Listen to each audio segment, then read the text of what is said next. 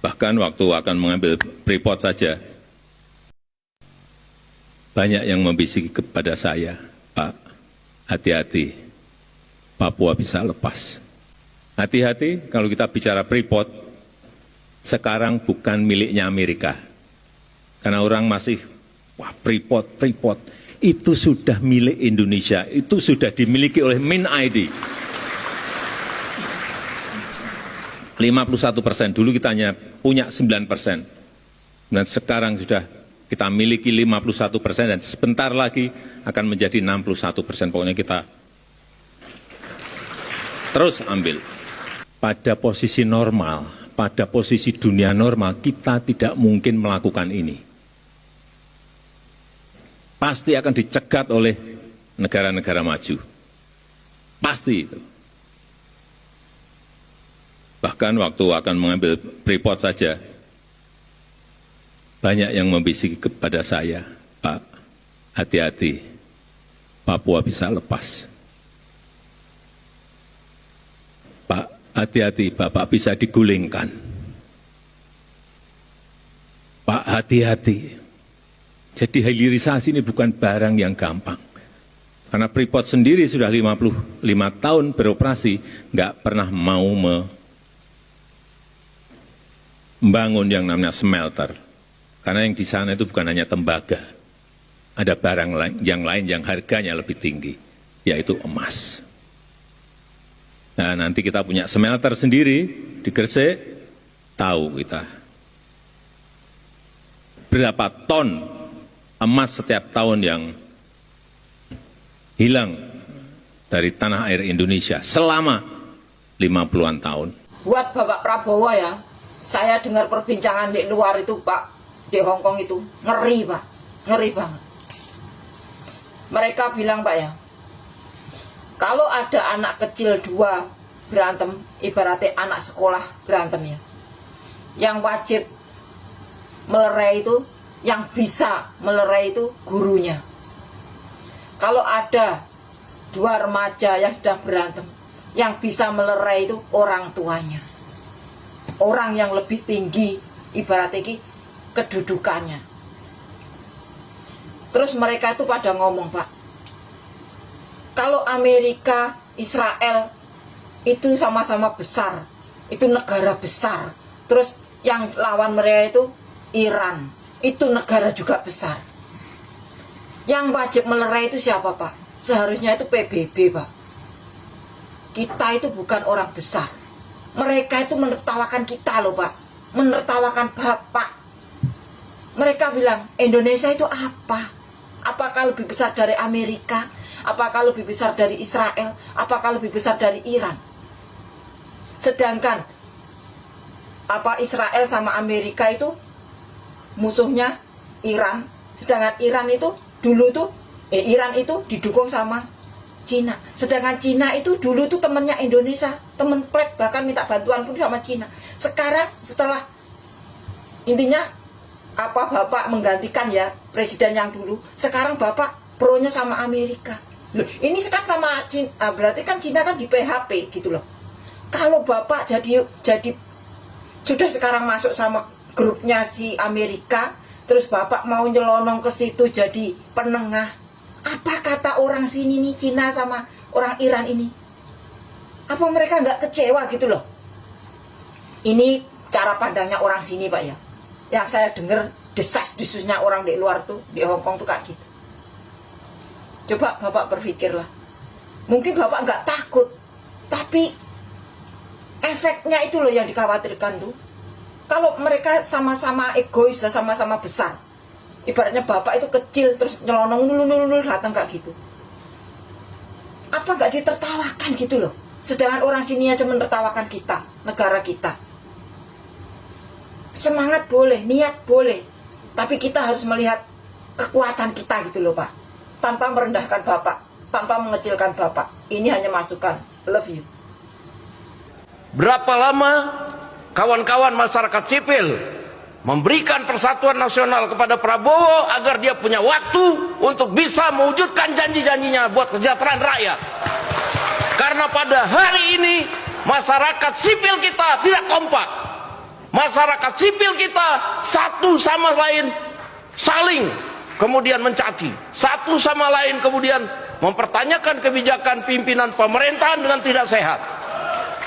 Di FK, di medsos, itu saya lihat sudah tidak sehat. Hei Pak Dasko, persatuan nasional itu akan terwujud karena kepemimpinan nasionalnya yang bagus. Jadi jutaan rakyat Indonesia kalau dipimpin oleh harimau akan mengaum semua. Coba dengerin ini. 1.000 kambing dipimpin oleh harimau, kambingnya akan mengaum semua. 1.000 harimau dipimpin kambing, harimaunya akan mbek semua. Begitu Pak, jangan tiba-tiba menyalahkan rakyat ketika kepemimpinan nasional tidak mampu mewujudkan persatuan nasional. Semuanya itu dimulai dari pemimpinnya, bukan dimulai dari rakyatnya. BBM naik atau hemat MBG, buset, kecewa celaka 12 ya guys ya. Kalau menurut gua nih ya, kalau menurut gua tuh lebih baik hemat MBG. Iya, daripada BBM harus naik. Kenapa begitu? Kalau BBM naik, semuanya akan terdampak. Semua akan terdampak tuh. Sampai bisnis gua juga terdampak. Ya kan? Tapi kalau misalkan MBG yang dihemat, ya gua ngasih saran nih. Bukan duitnya yang dikurangin. Bukan duitnya yang dikurangin, tapi harinya yang dikurangin. Kagak usah tuh ada MBG hari Sabtu. Ngapain ada MBG hari Sabtu? Dirapel ya kan?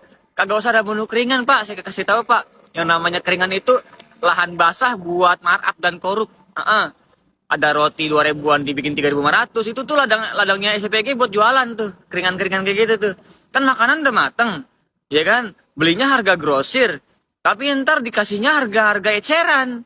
Mending kalau harga eceran roti 2.000 dibilang 3.500, ladang basah buat korupsi itu tuh. Mending menu-menu MBG itu menu-menu basah aja, menu-menu basah ya kan, menu-menu basah kayak ya udah yang diompreng.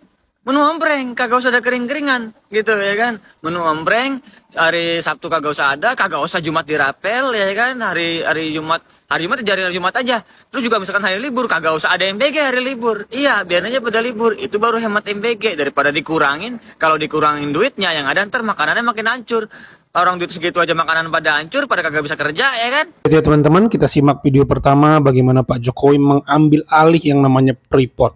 Dalam pidato yang lain Pak Jokowi bahkan mengatakan tidak pernah mau berkunjung ke Freeport karena bukan milik Indonesia. Tapi begitu jadi milik Indonesia dan sahamnya diambil alih secara mayoritas, barulah Pak Jokowi mau menginjakkan kaki di sana karena sudah jadi Indonesia punya gitu teman-teman. Dan dibangun dari paksa smelter, selama ini nggak mau mereka. Jadi mungkin yang diniatkan di keruknya tembaga gitu misalnya ada emas, ada uranium, jadi ada banyak kandungan-kandungan tambang lain yang terikut gitu di tambang. Yaitu kata Pak Jokowi ada berapa banyak emas kita yang terbang ke luar negeri. Nah, ini baru definisi kebocoran sesungguhnya ya teman-teman. Dan Pak Jokowi meresikokan posisinya. Tadi kita dengar sendiri bisa-bisa Papua lepas, bisa-bisa posisinya terancam ya. Tetapi dia dengan berani. Nah, ini baru pemimpin ya teman-teman, pemimpin yang berani, yang membuat kita bangga dan percaya gitu. Tadi kalau Pak Dasko bilang persatuan, ya masa kita diam ketika MBG itu tidak sesuai standarnya, ada keracunan, ya masa semua masyarakat nggak boleh protes. Nah, bahkan Pak Prabowo yang terbaru dalam pidatonya masih saja belum nangkep apa yang dipersoalkan dari MBG ya. MBG itu kan mengambil banyak anggaran ya, artinya ada anggaran lain yang dikorbankan, ada anggaran pos-pos lain yang dikorbankan. Jadi MBG itu nggak sedikit pengorbanan di sana, pengorbanan. Bahkan kalau teman-teman baca sekarang banyak pemerintah daerah itu sudah menjerit, Jabar konon sampai minjem 2 triliun ke pusat. Karena apa?